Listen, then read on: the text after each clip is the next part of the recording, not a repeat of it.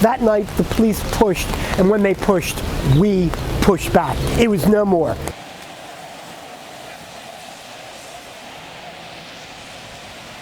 Coming on the 50th anniversary of Stonewall, I don't think I would have ever expected all of this hoopla that's surrounding us right now.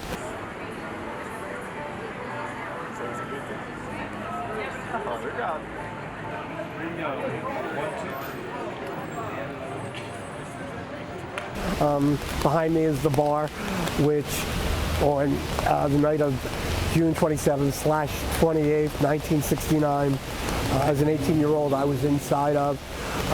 Police came in, I should say barged in, started throwing people or tossing people up against the wall. Eventually, there were more of us outside the bar than them inside the bar, because you only had 6 police officers and the people who worked at the bar.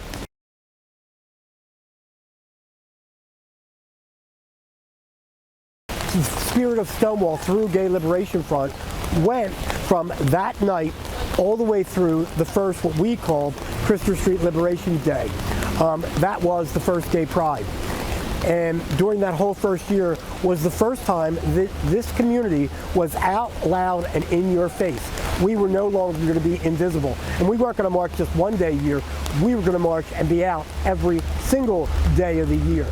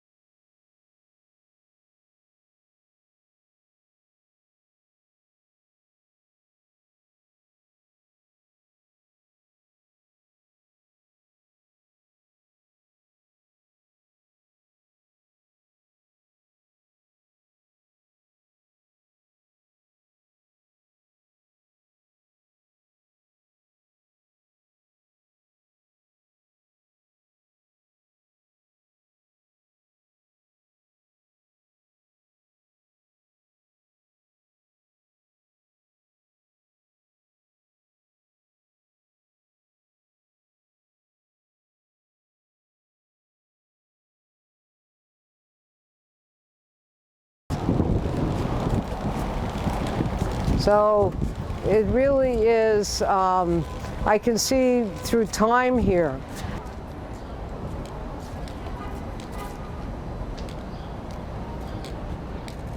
This is the site of the beginning of our new history, where we decided to take up a torch and to begin again and to demand our civil rights. I live in Chinatown, so they're everywhere and they just pop right up. Yes. People do not understand the fear that we lived in 1969. First of all, it was illegal for 2 people of the same sex to dance together.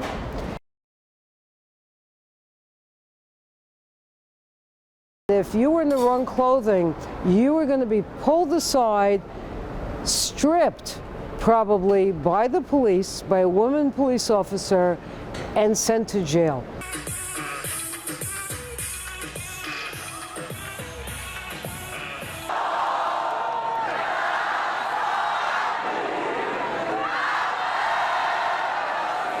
This was our greatest achievement, to have the generations after us not grow up the way we did.